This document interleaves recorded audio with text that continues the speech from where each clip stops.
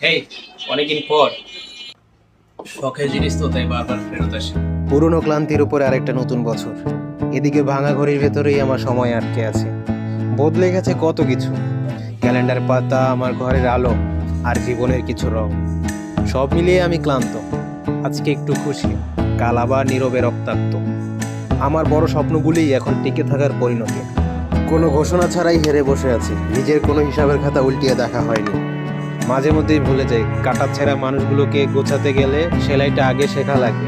বাজে স্বপ্নগুলোই আমাকে বুঝিয়ে দিয়েছে, রুহগুলো বাঁচে তো শুধু এই মোমেন্টে, নয়তো বাকি অনেক কিছুই হারিয়ে গিয়েছে।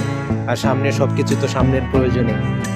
এটা সেটা কত মানুষের কত স্বপ্ন, আর আমার সেগুলোই লাগে দূর ছাই।